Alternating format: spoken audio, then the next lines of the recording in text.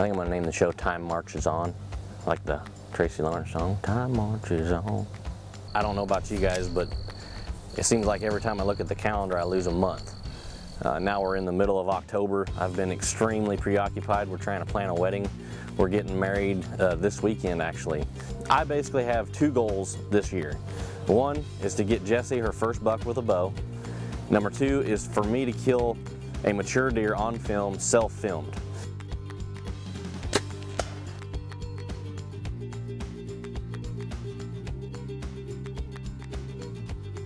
Since Casey and I started dating, I've learned a lot about the management side of hunting. I really enjoy being out there and learning the different types of management plans and practices that there are out there. And I think that that's one thing I would like to pass on to younger generations, is it's not just you have to go out there and sit behind this huge deer.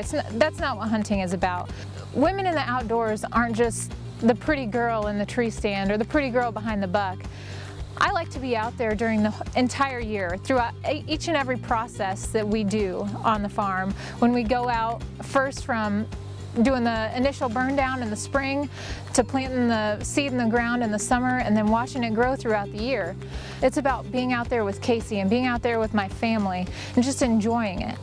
Getting to spread the word about different management practices that you can employ on your property, and the educational side of it is very important to me.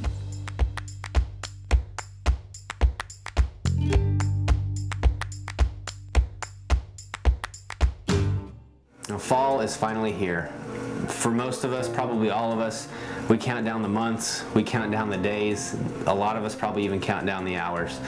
For me, as the creator of Fouled Reality, when fall gets here, it's kind of a double-edged sword. You know, I'm excited to hit the woods, to hit the marsh, to hit the fields, travel, filming ducks and geese, but in the back of my mind, there's always that time away from home. I have a 4-year-old and a 2-year-old at home and an amazing wife.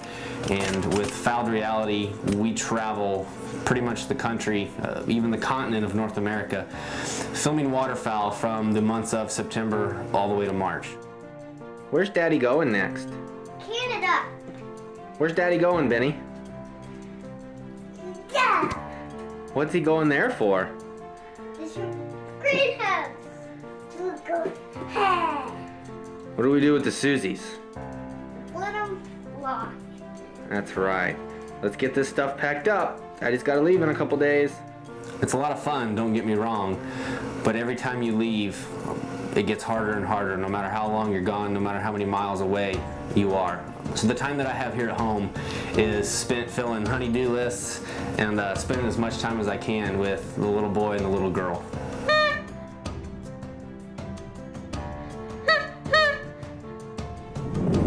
What are you doing? Windy, isn't it? Yeah. A good cold front came through last night. You know what that means? I brought a lot of new ducks to Canada where Daddy's going. Yes. Go ride your bike. Just returned from New York on an early season goose trip where we started off the 2014-2015 Fouled Reality season the right way.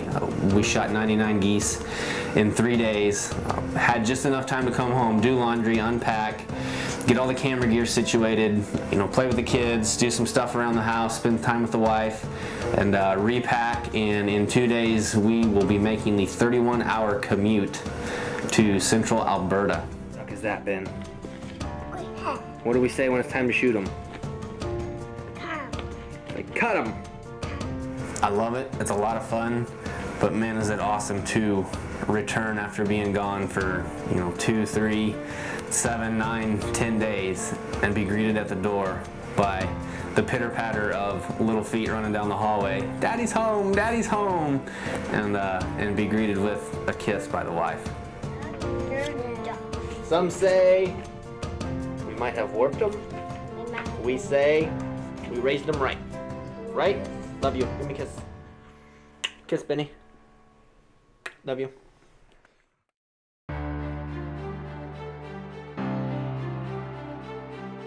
October 5th in Ohio.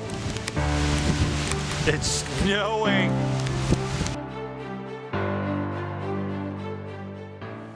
I think the biggest thing that people are struggling with right now is evaluating their hard work. I mean, you put a lot of time, you put a lot of money in some situations, and you know, you owe it to yourself, if nothing else, to see if you're accomplishing what you're trying to do, and that is produce quality whitetails through habitat manipulation.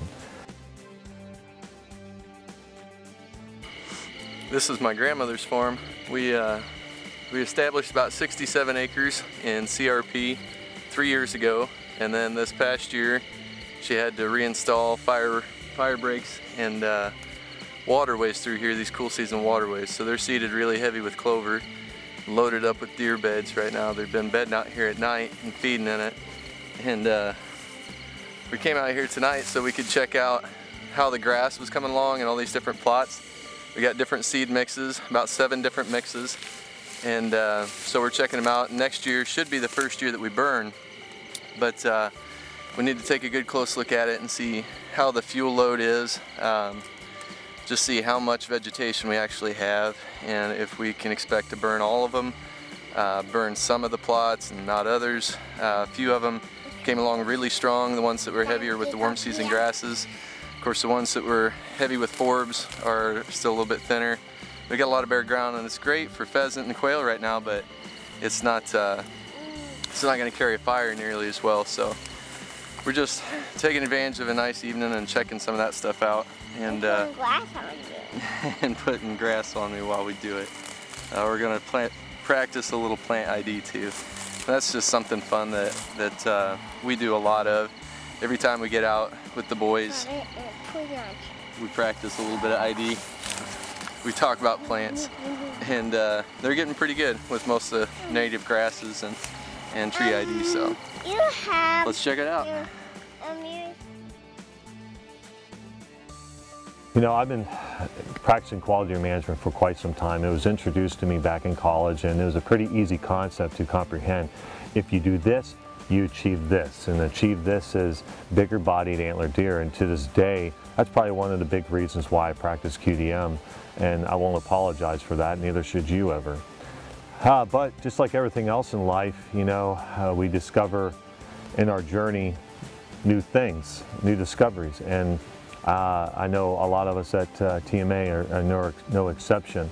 I know as an educator, as a professional deer manager, whether it's giving a seminar or, you know, being with the client on their piece of paradise and trying to achieve their goals, there's no greater feeling to me, at least, that when you see that light bulb come on, whether it's that guy in the far back of the seminar room or, you know, that client in front of you, seeing them get it is my high.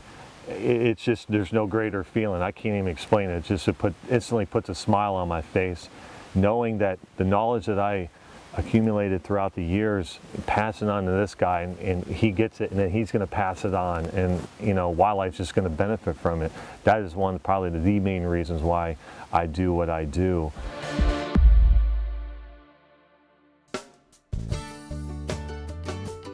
I get my crow's feet around my eyes are more prevalent, more gray and white in my beard and hair.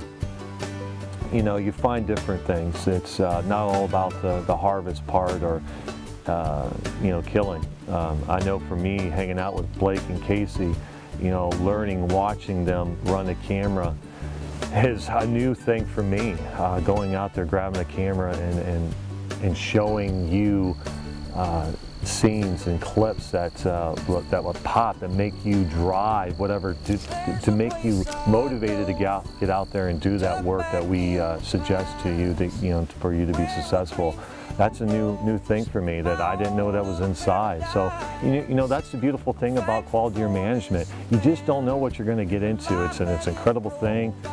You could talk for days about it, why you do this, why you don't do this, but you know, I know for us, we want to be a part of your journey, and we hope you allow us into you know, your piece of property to help you achieve that. So, but you know, that's why I practice QDM. The big thing is why do you?